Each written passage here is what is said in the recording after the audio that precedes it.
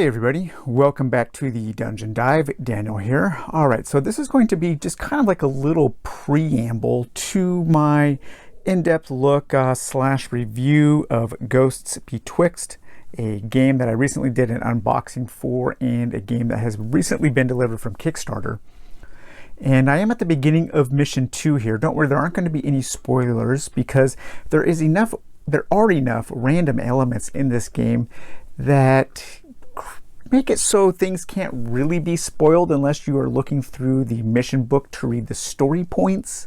And there are also enough random events that happen in this game that will make playing through the missions multiple times worthwhile, because while they may have the same story beats and the same conclusion, getting to those story beats and getting to that conclusion, well, a lot of different things can happen along the way. I would say this is a case of the journey possibly being at least as or maybe more interesting than the destination. And I just wanted to show you how that is possible. So when you set up mission 2, you're going to be starting in this area here, and you have two possible routes to choose from to explore. We're going to say this is to the north up here, and then there is a pathway to the east, and each one of those has its own stack of map tokens and fate tokens, and the map tokens are going to determine which rooms get placed, which room tiles, and the fate tokens, those are going to determine what is in each of those rooms. And so there was nothing to the east side of the house here, so I opened the door and I spawned this room here, which is like a little library, and I drew a treasure, so we're going to know that there's a treasure here. I drew this ambush token, which means that this monster group 1 is going to ambush us, not in this tile, but the tile we are coming from. Now, I did not draw any doorways for any of these open doors, and so that means that the exploration phase continues on through one more door each direction. And so then I had to populate this tile. Well, first of all, there were two open doors, so I split the remaining stack of map tokens. So exploration really does matter in this game because you are moving through kind of a mixed but predetermined set of rooms, somewhat like Warhammer Quest, where when there is a fork in the road, it does matter which way you go. So I drew this one, and in this one here, in this room here, which is like the master bedroom it looks like, there's going to be a surprise event. I did also find a vending machine, which is going to be one of our bonus objectives, and our first story beat, which we have to find 3 story beats in order to complete our main objective. And then over here, I drew another surprise event, another treasure, and this is going to be a closed door here. But because there are no other map tokens on this side of the exploration of exploring the house, then this just acts as a wall there. So then I went back and I did spawn these ambush monster token 1. They ambushed us on this token, or this tile, I should say. And that group is a 1 guard dog and 2 spitting silverfish. And then I randomly drew which family members those monsters were targeting. And unfortunately, each of the 3 monsters is targeting Joan. She is not going to have a good time. And so just on the very first turn, all of this stuff happened, and now we're having to deal with this combat, and then we will be able to move into this room. Hopefully Joan survives this room here, this deadly ambush room, and then we can collect some treasure. We can have some cool surprise story events, and then we can have our first, or surprise events, our cool surprise events there. Then we can have our first story event, and then we can also interact with this token here to try to solve that bonus objective. So I mean, this particular time through mission 2 was like bam, it hit the ground running with an explosion of information and action. However, if I had chosen to go north first, it could have been a very different set of circumstances. could have been more slower, kind of a slow burn style to the mission, or depending on how we mixed up those map tokens and the fate tokens at the very beginning of the game, well then even going east could have led to a very different set of circumstances. So I thought this interesting, like, first turn, this interesting way to start off this mission was worth doing a little preamble, because it was interesting and it did illustrate the point that even though Ghosts Betwixt only has 6 main missions, there is enough variety and randomness in those missions to make for some very interesting and different situations and scenarios each time you play through a mission. So now we're going to kind of like loop back, and we're going to go forwards in time, and I'm going to start the review the normal way. So I just wanted to do this preamble for you guys. All right. Hey everybody, welcome back to the Dungeon Dive. Daniel here. All right, so you already saw a little preamble to this video.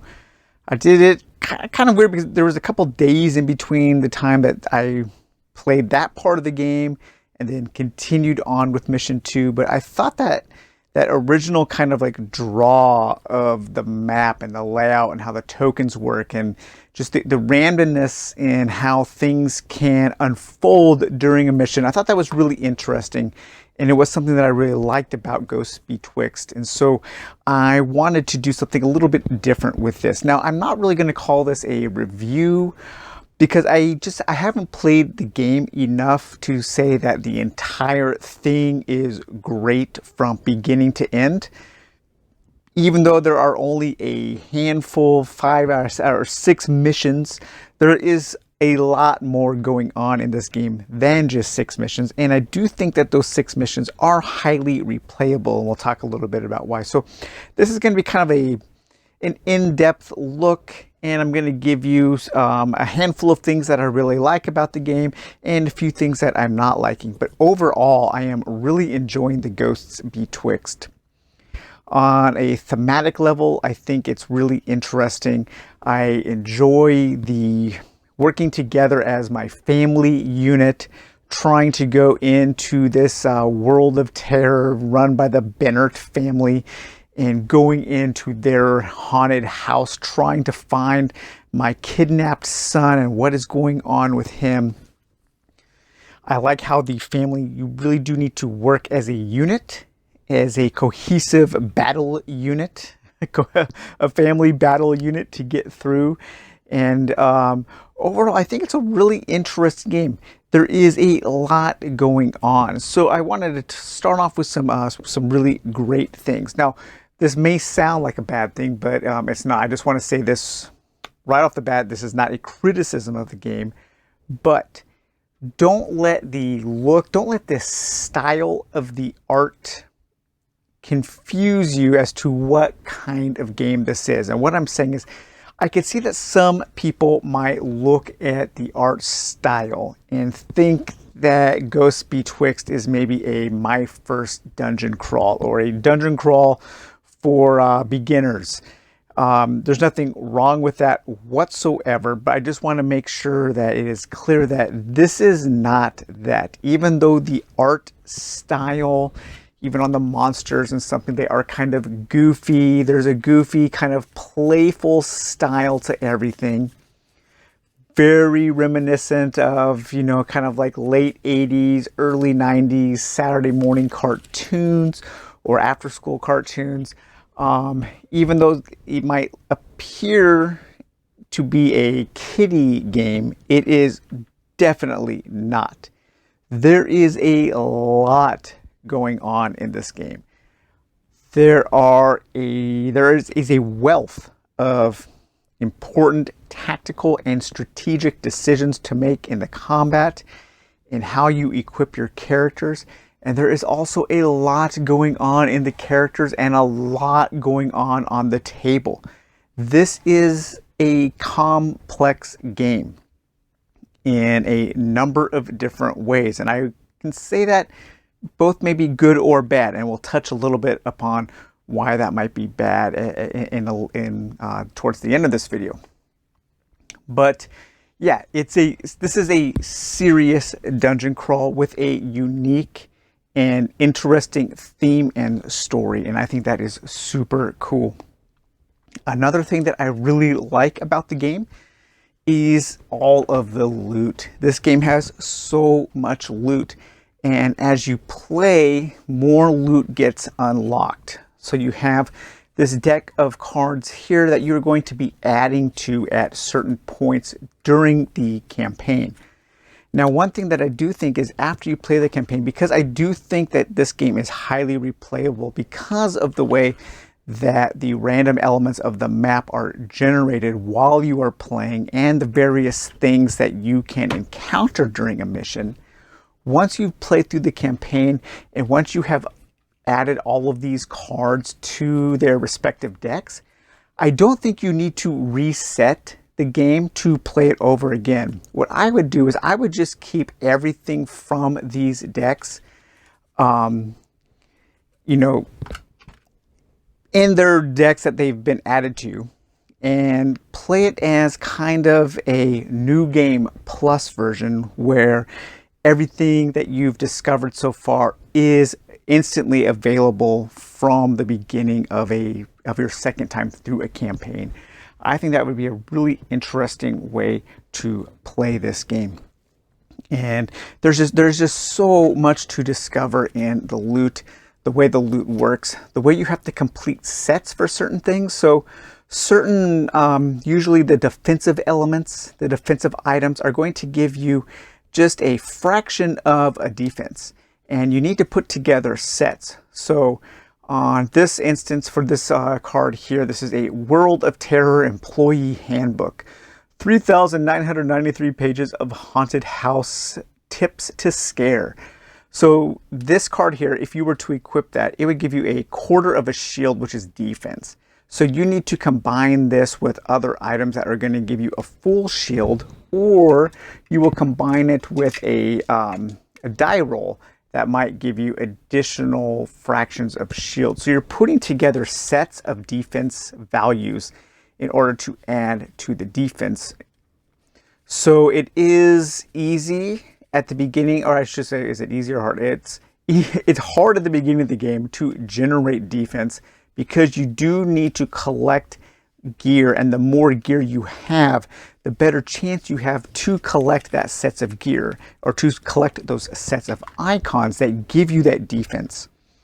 And so it does put an emphasis on putting together a set, whether that be a pre-constructed set, which there are pre-constructed sets of gear in this equipment deck here that you will be able to unlock, and you will be able to find like a full set, or you're kind of like mix and matching, playing you know, Fashion Souls, playing a paper doll with your characters, putting together different sets to give you the abilities, to give you the bonuses that you want.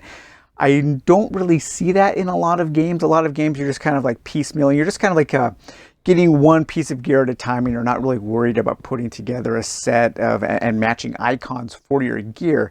And Ghost Betwixt kind of takes the element of loot to kind of a next step in this kind of game. It does make things a little frustrating sometimes because you might get a really cool piece of gear, like maybe there's like this used trench coat, and by itself it doesn't really do anything, and that's kind of a bummer. But as you start working up to get these sets of defenses and bonuses, well, then you're going to like that gear all that much more. Another thing I like about it is the randomness, and we did talk about that a little bit in the preamble about how the tiles are laid out, the different fate tokens that you are drawing when you do generate a tile, and how those will change from game to game. There are a lot of monsters to fight, and when you do fight monsters, you are going to be drawing your monster weapon cards, and so the monsters are going to be constantly changing. You know, sometimes you might be fighting a spitting silverfish that has cardboard spiked helmet, which is going to add to its defense, and it can like headbutt you. Sometimes you might be fighting a spitting silverfish armed with piercing eyes, or maybe with a loose screw as a weapon. So even though you might be facing off against the same enemies, their abilities and their weapons are going to change. So you have that as a random element. And again, there are more of those monster abilities to be added to your various decks. There are random things that can actually happen from the mission guide, and I'm going to kind of keep this far away to avoid spoilers, because I do think that this game is best experienced if you just kind of go in as blind as possible from the beginning. But there are little charts in the mission guide that you will be rolling dice on, and certain events will trigger depending on what you roll. Those will always be maybe associated with a certain room or a certain surprise event that is dictated by the mission, but there is variety within those as you explore each mission. There are also random elements to the different objectives. Sometimes things will change, or maybe the order of operations, the order of events might change a little bit depending on what you have found at a certain point and what you have done. So yeah, the randomness is really good. There's also a lot of randomness in the dice rolls themselves. So when you're putting together your pools of dice for combat, it's pretty interesting. There are a lot of ways to mitigate the dice, and the dice can be, man, they can be like really, really evil. At the beginning of the game, you might roll a handful of attack dice and just get no hits, and that it's always sucks, but sometimes you get that perfect roll. And the randomness of the dice and the way that the dice pools work always kind of tells a little story, because you're going to be rolling hit dice, and these hit dice, each of the stars, the bursts, counts as a hit. Sometimes you will roll these diamond shapes, and those will trigger different abilities that your characters have or that the monsters might have. Then there are defense dice that might make you change your targets, or might make the enemy face a different target, where you can dodge hits, you can add to your defense, and then you have your damage dice. And so once you roll your pool of dice and you kind of you look at it and you read the dice to determine what has happened, you can kind of create like a little narrative story about that particular exchange in that battle.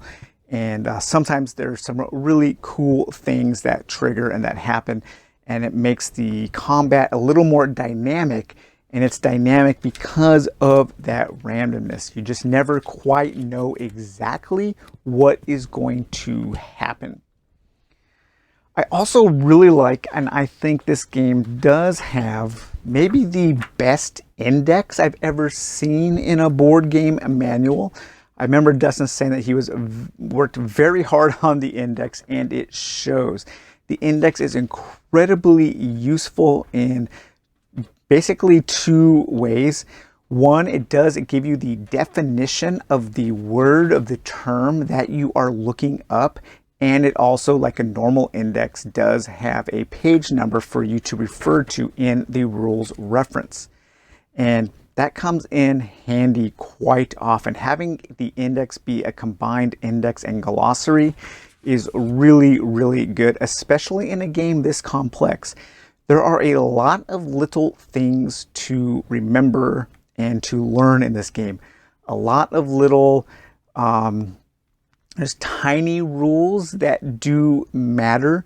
There are quite a few edge cases. There are some order of operations that you need to remember that do make things, that do change things if you were to go out of order. So it is nice to have that good index. And I think this kind of leads into maybe one of like the negatives I would say about this job is there is a lot going on in Ghost Betwixt for solo play. Even just at the character level and at the table level, the table does get quite messy. It can be a hard game to keep track of everything. You have a ton of cards, you have weapons, maybe 2 weapons, you have items, ammo, you have different accessories, you have different conditions. You can equip things on your feet, your chest, your head. You have a whole deck of different abilities to unlock for each of the family members and different levels of those. Each of the family members also has a character sheet where you're going to be keeping track of your family XP, your individual XP, bonus XP, total XP, your money, your trophies, your talent points, all your different upgrades, your different weapon proficiencies, your bragging rights, which are kind of like these little achievements that you might be able to hit to unlock certain bonuses.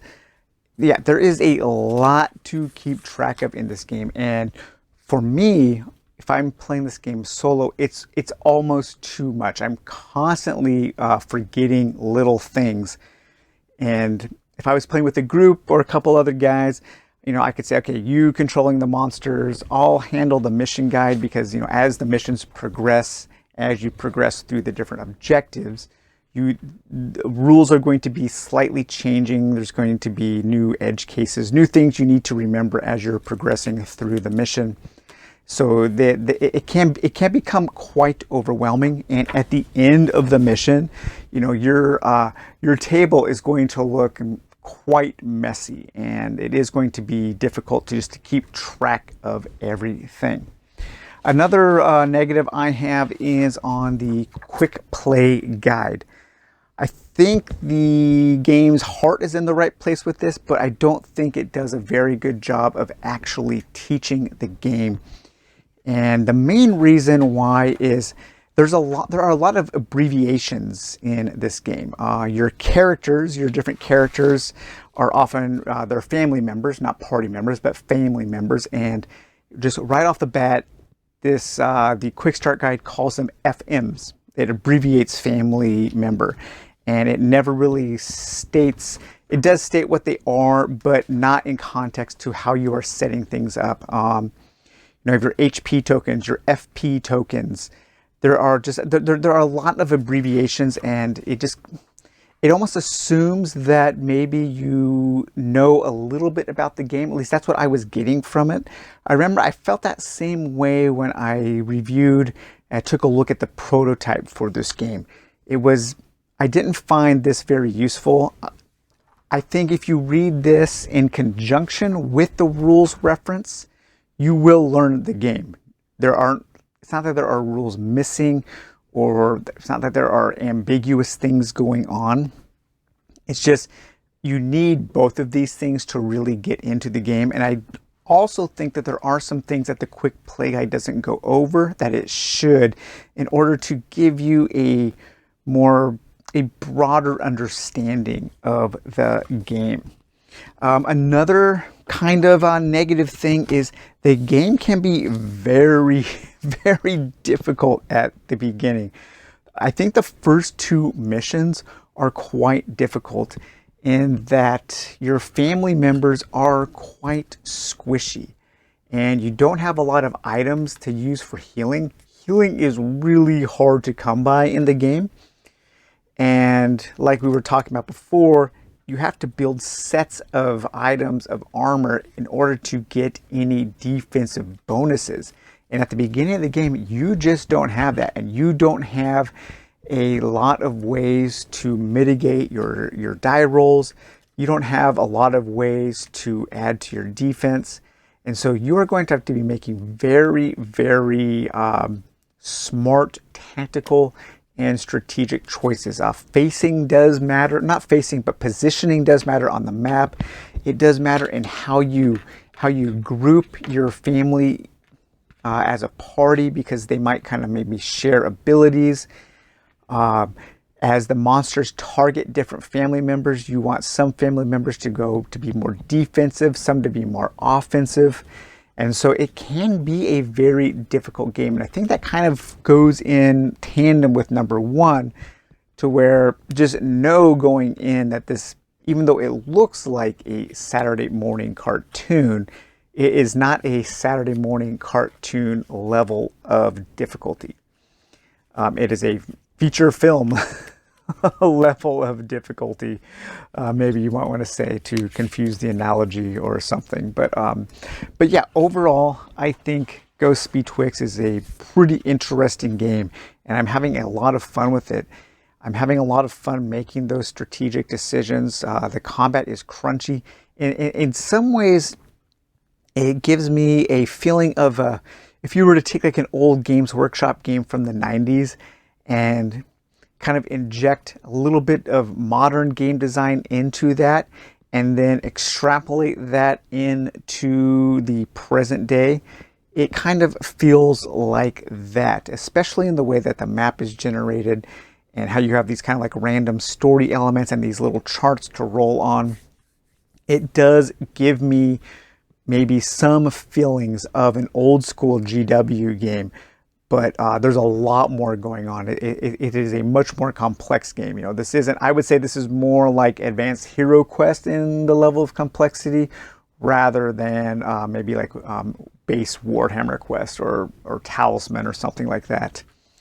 I think this is a game that can appeal to modern gamers who want a little more substance in their dungeon crawl, but it is also a game that does, I think, appeal to people who are really just looking for that really cool and exciting and kind of cinematic and thematic game.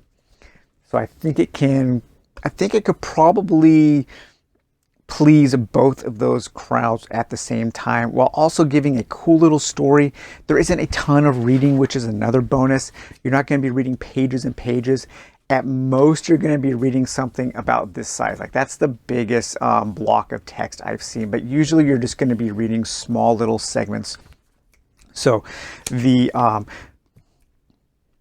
game is constantly moving. There isn't a ton of pausing. There's a little bit of pausing in between setting up tiles and maybe going from one objective to another, because you might have to learn some new rules or something, but it's not like Chronicles of Junagor levels where, you know, there's like, it feels like 5 minutes in between each tile or something like that. But yeah, overall, Ghost Betwixt is pretty cool so far. I'm not going to say it's a great game because I just haven't played enough of it, but what I have played has been great. And from what I've poked through the mission guide and seen the kind of things that are coming up, I do think that the whole thing is probably going to be pretty great, because there are a lot. So like I was saying in that preamble, even though there are only 6 missions, there is a lot more to the game than just those 6 missions. So don't let that confuse you or deter you, and don't let the Saturday morning look of it maybe scare you off if that is something that you might be worried about. Unfortunately, of course, the game is kickstarted and it's pretty much not available right now. I think he might have maybe a handful, couple extra copies, but this is only chapter 1 in a larger universe of games, so I fully expect the next part to hit Kickstarter hopefully sometime in the near future, and I would imagine that this game would be reprinted and available at that time. So alright guys, well, I hope you enjoyed this look at Ghost Betwixt, and we will talk to you later. Bye bye.